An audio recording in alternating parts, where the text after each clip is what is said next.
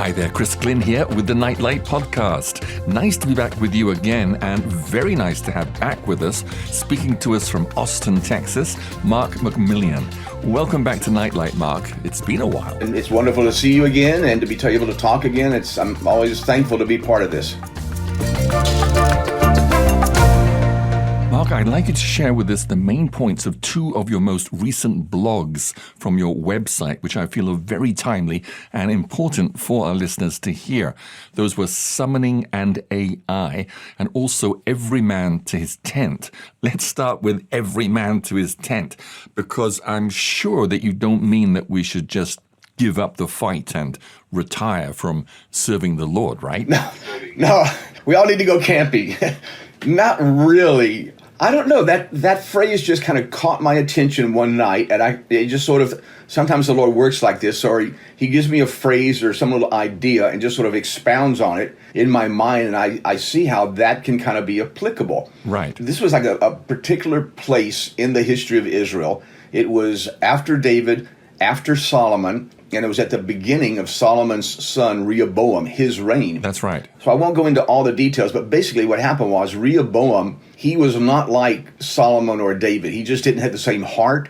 He was sort of just listening to his advisors who were not good advisors. So it was like a big, big change. The people told Rehoboam, can you kind of lower our taxes? And the old guys, the old advisors, they said, Rehoboam, if you are good to these people and you speak good words to them, they're going to be your servants forever. But then Rehoboam listened to the younger guys, and the younger guys told him, listen, don't you back down to these people. You just need to be tough and hard. And so Rehoboam listened to the other advisors, the bad guys, and he came across really strong and dominating, dictatorial. So this is where the people of Israel, the people that were there, they said, what do we have to do with the house of David?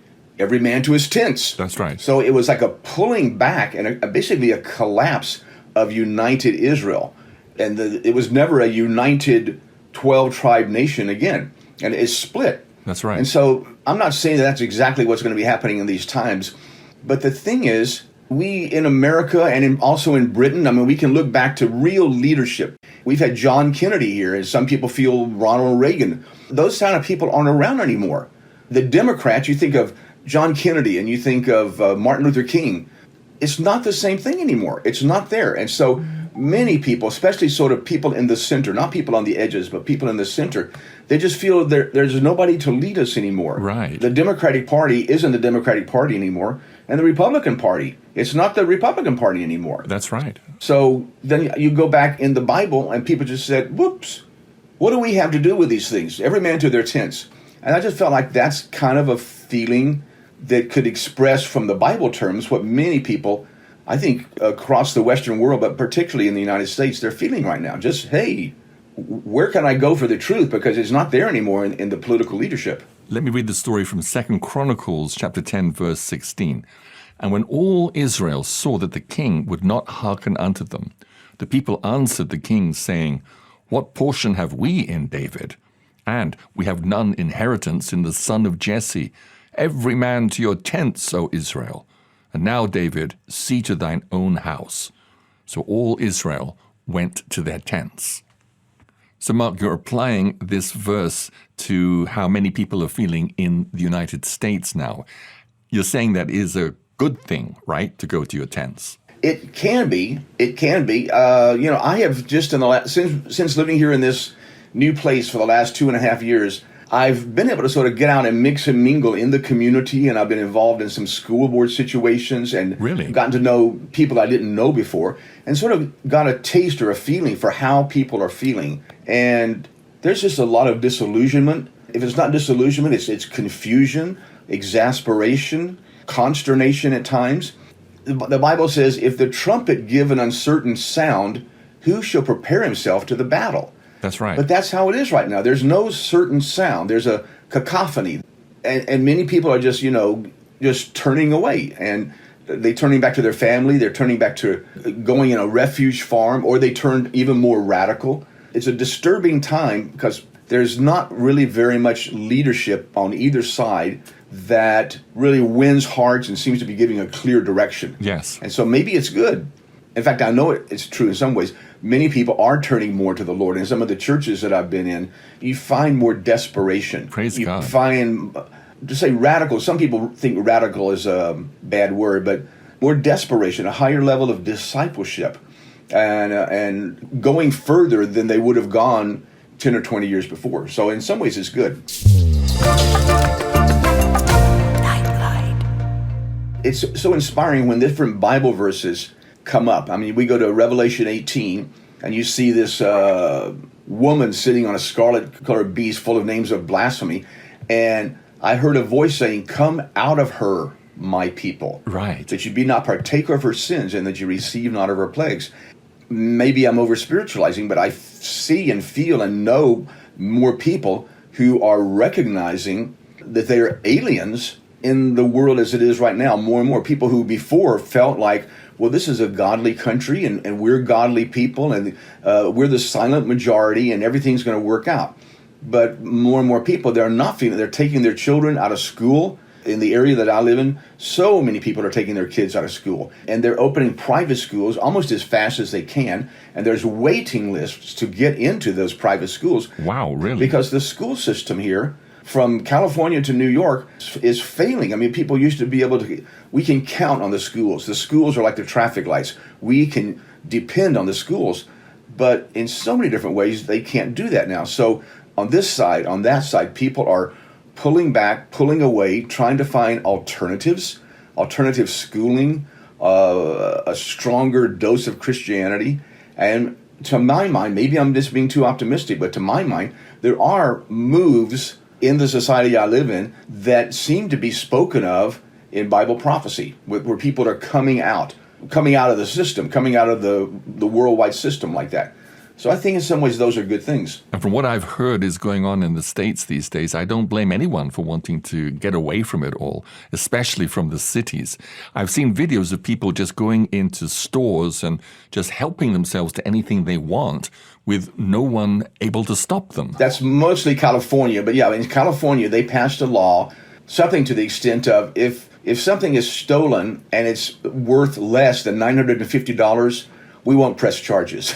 Gosh. So if you're a small businessman and you own a shop or you own some kind of shop or something like that, and suddenly this guy walks off with a bag full of $850 in electronics or clothes, he's going to get away with it. And I'm not joking. I mean, that's the way the law is in California right now. That's crazy. But they also do these sudden, 20 people will show up and they'll raid these major stores. The security can't handle it. The police can't get there in time. And that is becoming, it's not across the whole United States, but it is like getting in the news. That's happening. My gosh. You remember that old song, I think it's by Simon and Garfunkel, says, "Something tells me it's all happening at the zoo."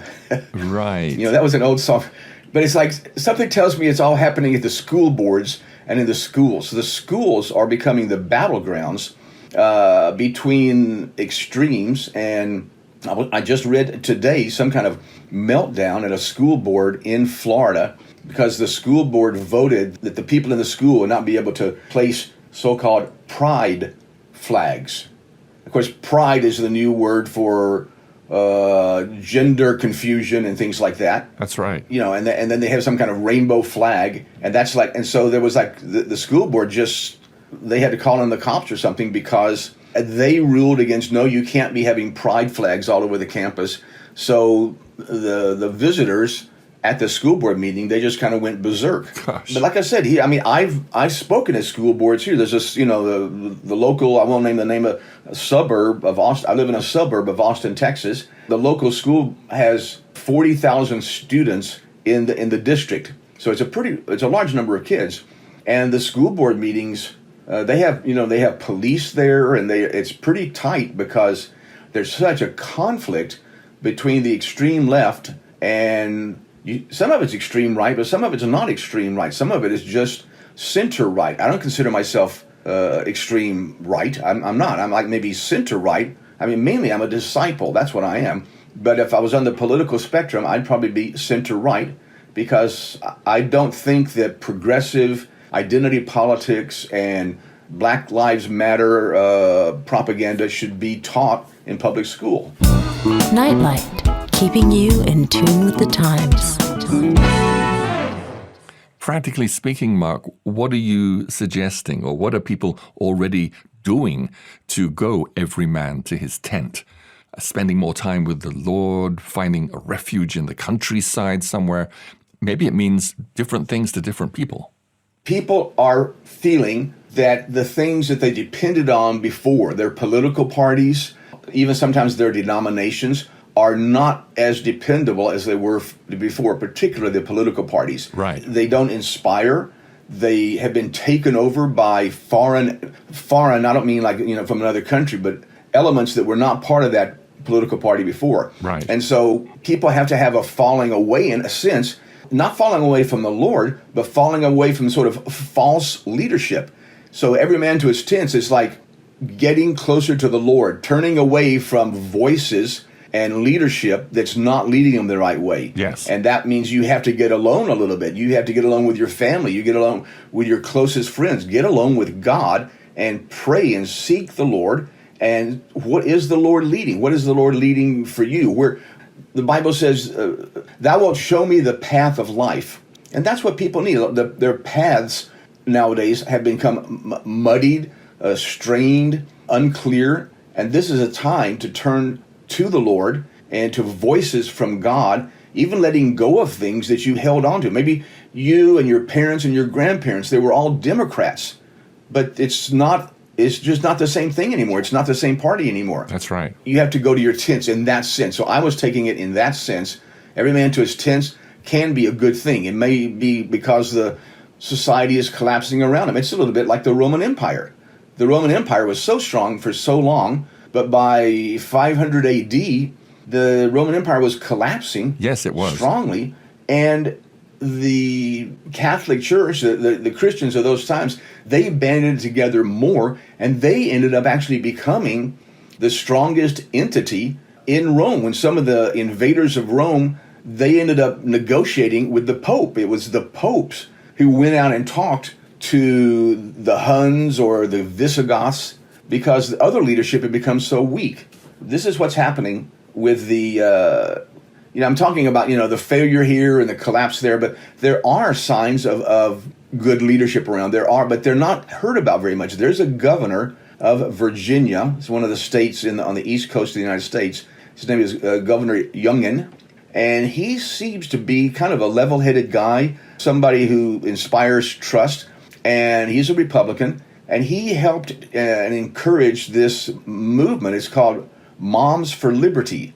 And so I don't know exactly, but that's kind of the people I've been working together with. And they're like Christian women who are trying to get parents to stand up against things going on in school. So there is some leadership around, but people just have to be willing to go a different direction, because all the old things that they used to depend on seem to be taken over by extremists. It's never completely dark when you're listening to Nightlight. Mark, what would you say is the general feeling in the U.S. about the upcoming presidential elections? Does it provide hope for change, or are people generally disillusioned with the electoral process? It's a real good question, and many people are asking that. I mean, you're asking about, on the short term, in a year, we'll be right in the thick of the 2024 election. It'll be in November of next year. Right. And this is just consternation for almost everybody. It looks like it's going to be the same guys as last time. Donald Trump versus President Biden. And President Biden, nothing against, I'm an old person, but me too. I'm not president of the United States. And Mr. Biden, he makes mental mistakes on camera. The thing about him, he has a team, so it's not just him alone. That's right. But also, so the Democrats are like, they don't really want him to run for president. And then on the right, there's all kinds of Republicans that don't want Trump to run.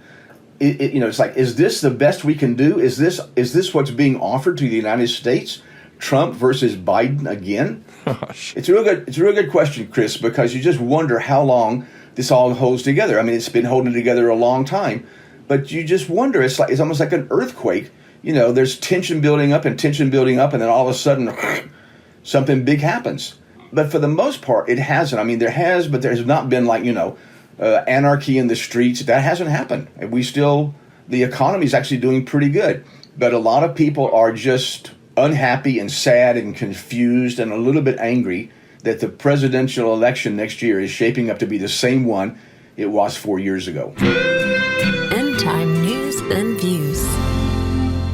Mark, anything more on this topic before we go on to the next one? No, I was just encouraged that the Lord sort of gave me that. I try to write things that I feel that are inspirations that come to me. I just felt like, well, maybe that does sort of capture an element of what's going on here, and where we can take it back to Bible times. It does. In other words, 3,000 years ago, people were there was periods of Israel where the same thing was happening.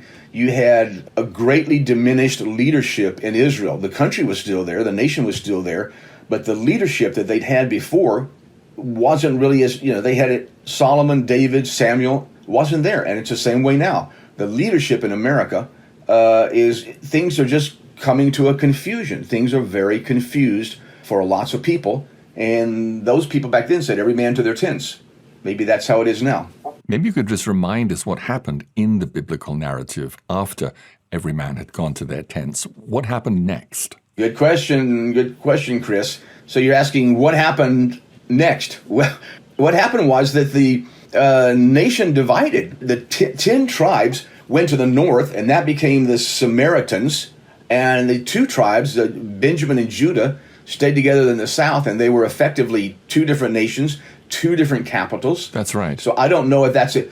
But then, you have people talking about that the United States could kind of break up into pieces. I mean, nobody really talks about that, but that's happened before. That's what happened with Rome. Rome, around 400 to 500 AD, it sort of broke off, what we call France today. That went one direction, and Rome kind of diminished and fragmented. And in some ways, you see a fragmentation going on in the States right now. I don't want to predict anything, but those are similar kind of things. It could bring fragmentation. I think we're already seeing fragmentation with states like Florida and Texas and a few others not going along with some of the dictates from Washington. Chris, the deal is, another topical thing is, so here in Texas, you have a Governor Greg Abbott. It's a very controversial thing, but coming across the border in Texas every day is 1, 2, 3, 4, 5, 6, 7,000 people, or 10,000. And then the next day, it's another one. And those people, quite often, they come from Guatemala, El Salvador. They come from Central America. But some of them are Afghans. Some of them are, from all over the world, and they're coming across the border. So what's been happening is that Governor Abbott has been busing, busloads of these people to New York City, to Boston, to Los Angeles, to Washington, D.C., by the thousands, by the tens of thousands. So you see, in the very liberal parts of America, they had this, we should just be open to immigration. We need to be an open place. But then when you're in a state where these immigrants are coming across every day, 2, 3, 5, 7, 10,000, and then the next day more, you don't have the facilities for it. So it's very nice for these liberals on the East and West Coast to talk. So Governor Abbott, he's been sending busloads of those people, and that's been really affecting places like New York City. So it's a fragmentation in the country. There's a division in the country. It's holding together, but it's like being in an earthquake zone, and there's like tremors, and you wonder if there's going to be a big tremor. Would you say, Mark, that there are more and more people heading for the hills and trying as much as they can to live off the grid? I'll tell you the interesting thing is, even if they're not people who've 100%, done that mentality and that idea is very much sort of part of most people's mentality now. Interesting. Most people know that idea is there, and so they have, so many people in Texas, they have guns, but a lot of times they'll have, water storage, food storage. When the first days of the coronavirus hit, in early 2000, I was living in a town between Austin and San Antonio, and I went to one of the main food stores, and it looked like it had been raided by a mob. I mean, people had it was regular shoppers, and they just stripped almost totally this very large grocery store, and they were doing survival. They were preparing, and so they were buying lots and lots of stuff, and it stayed that way for days. So it's in people's minds. That whole idea is in people's minds, and they're prepared, but they haven't all moved off to the hills or anything. And of course, we know that ultimately, as we read in Revelation chapter 12, God's people are going to flee into the wilderness, completely off the grid, for the 3.5 years of the Great Tribulation, to find a refuge away from the Antichrist and his mark of the beast system. I believe that. You believe that. Some people, say, oh, we're going to be gone. I don't believe that. Other people say, well, that's talking about, flesh and blood Israel. And I don't think that's really, I believe exactly what you're saying, that the woman in the wilderness of Revelation 12 is speaking of the body of believers. Like in Revelation 12, it says they overcame him by the blood of the Lamb.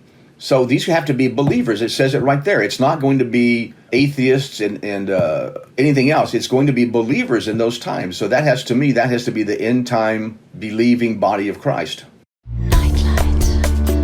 You're listening to an international edition of Nightlight, shining God's love light to the world.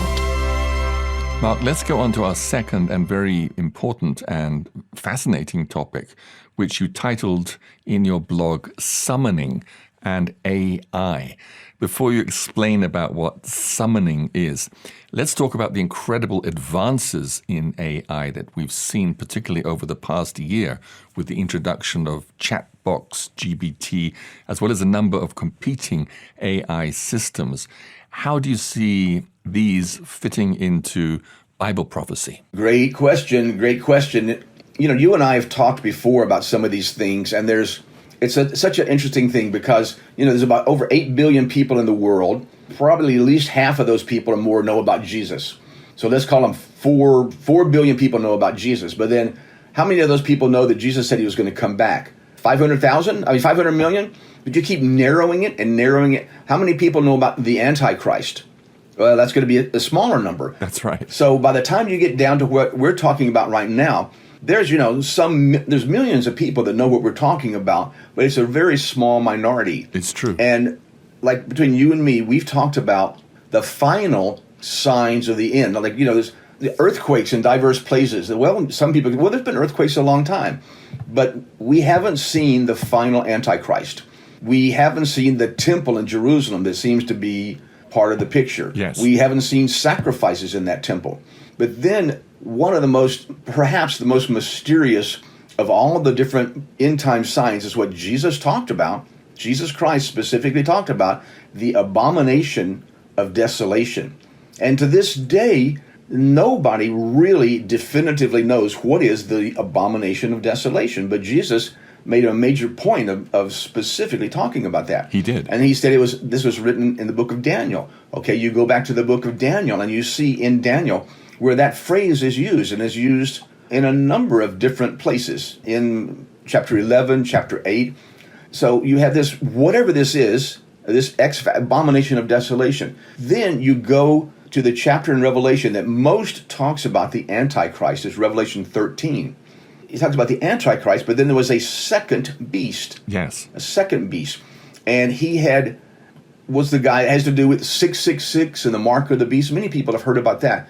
But then here's the verse that I keyed on when I read this article in the New York Times, because in the New York Times article a few months ago, it talked about scientists, not even scientists, more like coders, the people who were working on AI and this is the word that was used in the New York Times, summoning, which also a little bit, what does that mean, summon? You can, that you receive a summons, you're supposed to appear in court. Right. You're summoned. But it says in this article, and there's quotes from it in my blog article, that these coders were summoning spirits to come into and to be part of the AI programming. Whoa. You can sort of be, oh, no, Mark, you sort of misread that. That doesn't, they're not saying what it sounds like, but you read the article, yes, it does. It's real clear. It's real plain. It's not a misunderstanding. They are calling upon spirits in the spirit world to inhabit, to infuse with, become part of this chat GPT and artificial intelligence. So what does that have to do with the Bible?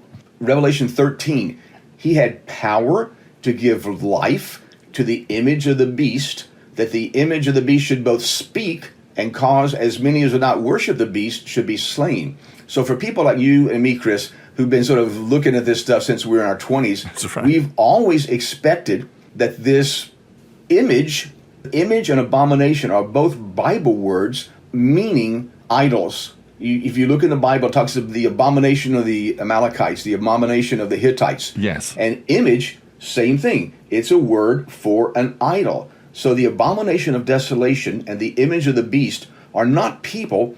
It's a thing. It's a thing that's going to speak, that's going to have major control over the economies of the world. And it says he had power to give life. So this is just what astounded me and struck me and rang a bell with me. I'm reading in the New York Times that here are these top guys. They are openly calling upon spirits in the spirit world to inhabit this program. Well, that is what we've been looking for. That's the type of thing that we talked about, some of us, and not just a few of us, but I mean, it was talked about in the 70s that there would be some kind of demon-possessed computer. And here we are. This isn't from some, strange guy in Idaho, Alex Jones. This is the New York Times. Wow. And it's not fringe, it's mainstream.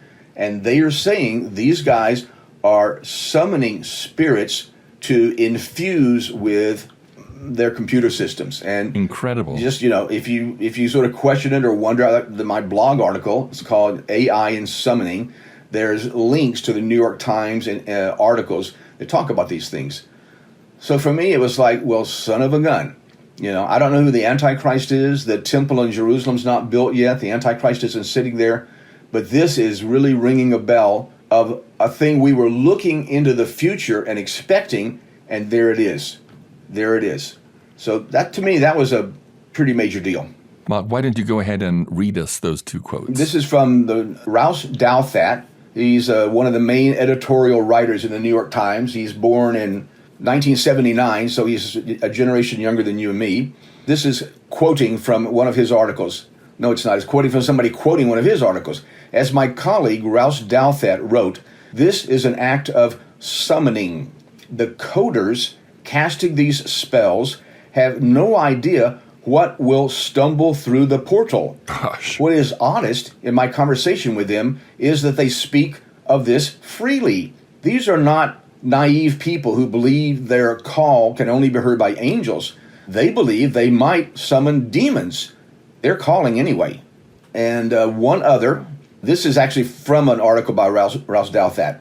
Again, he's a Catholic, Christian, extremely smart man. In this sense, what we're doing resembles a complex incantation, a calling of spirits from Shakespeare's vasty deep. Build a system that imitates human intelligence.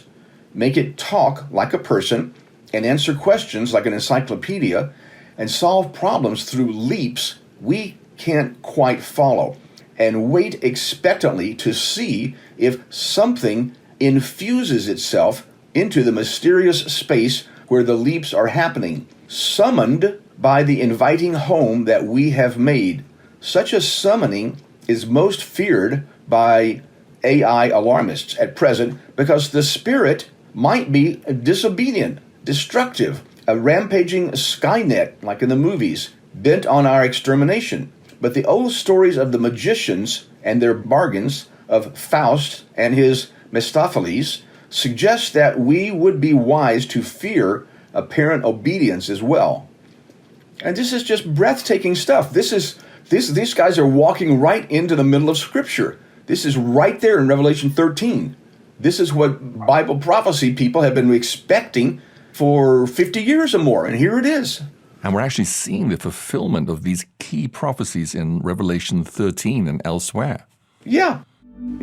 Lighting your path through the end times. You're with Nightlight. Mark, for those who are not familiar with Bible prophecy, how does the story go on from here? Right. So it's like, that's a good question. Like, where does it go from here? In fact, it's like we're still at the beginning. We still haven't gotten to exactly Revelation 13 yet, but it's almost like, I just saw this movie a while back, Oppenheimer. Oh, yes. And that was a really good movie. And from the beginning, how this whole thing, here's this concept and how they understood that we can take it here and here and here, and how we can actually make an atomic bomb and use it. And this is like, back in the 40s. So this is at the stage before they actually make the bomb, but they had the idea. They had the pieces, and they were working on putting it all together. So that's kind of like how we are now. But here they have this computer AI program. They're calling upon demons to join with this. So like you were questioning, well, where does this all go? Where does this all lead to? Well, what it leads to is coming up, I don't know when, is a system that will be able to control, manage, oversee the economic workings of everybody in the world, or at least that's their intention. If it's actually going to work, I used to say when I lived in Indonesia that I don't think every banana seller in Indonesia is going to have the mark of the beast. So yes, this is going to be imposed on people, but they're not going to have every transaction in Siberia and the Amazon and Upper Uganda. They're not all going to have that, but that's going to be the plan. That's the intention. So, and then as we go into that last 3.5 years, people like us, and there's going to be a lot of people like us by now, they're going to recognize it. This is the mark of the beast. This is 666. This is what the Bible talks about. Absolutely. And here's this crazy demoniac man. To me, these things are not going to be done in a corner. They're not going to be something we're not going to be, well, I don't know if that's the guy or not. Well, maybe he's the Antichrist. And my feeling is it's not going to be a maybe. It's going to be definitive. And that's why so many of us are going to get persecuted and martyred, because we're going to be speaking up. Yes. But the Lord has limited that amount of time. It's a limited amount of time, and there's almost no other place in the Bible that so consistently, over and over and over again, speaks of this specific set of time, 3.5 years, 1,260 days, time, 42 months, over and over and over again. That's right. Why does the Lord put that in there if it's not for a reason? Exactly. So we go through that time. Some of us live to see the coming of Jesus. Some of us go to be with the Lord. But at the end of that, this is what Jesus pointed to. He pointed to, when you see the abomination of desolation, it's evidently going to be something pretty seeable. When you shall see the abomination of desolation. This is what people need to know about. They don't know about it. Churches don't teach about that, but we do. Right, and Jesus specifically said, whosoever readeth, let him understand. He wants us to understand this important prophecy. That's exactly right. That's what we need to be doing. That's what we're trying to. They that understand among the people shall instruct many. This is another verse from right there, the verse in Daniel 11 that Jesus pointed to. Next 2 verses after that talk about the people of that time. They're going to be strong, doing exploits, and instructing many. When you read these things, why are those verses? Those verses aren't some obscure place over in Malachi or something like that. They're right next to the verses that Jesus pointed to. Right now, you go to most churches. Oh, don't worry about that. Oh, we won't be here. No worries. God wouldn't let us suffer. I mean, just how much worse does the evil in the world have to get before people wake up and realize that the Lord is not coming as soon as many of the churches have taught them that he would? That's also what I can see in churches and in Christians here. More and more people are somewhat questioning the pre-tribulation teaching. And they're sort of thinking, well, maybe not, So, I mean, that's good, but still, people are waking up in some ways, but there's still a lot of waking up to be done. Signs of the times.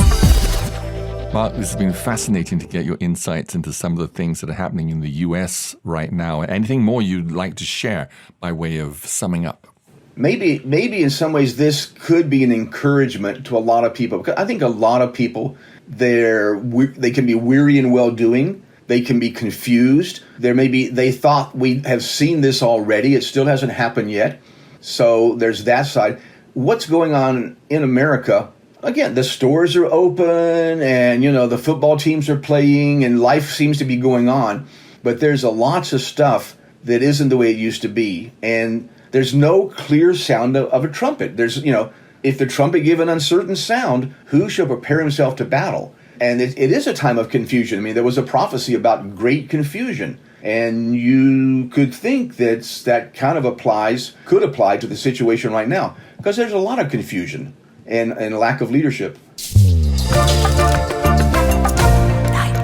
Thanks so much, Mark, for all that you shared and for taking time to be with us on Nightlight. Thank you. I'm always glad to do this and when I can, and nice to keep in contact with you and friends around the world, and we're in this together. And please do find below the link to Mark's website and blog, as well as to his much-viewed Prophecies of Daniel series on YouTube. This is Chris Glynn signing out, and we'll be back soon with another International Nightlight podcast. Bye for now.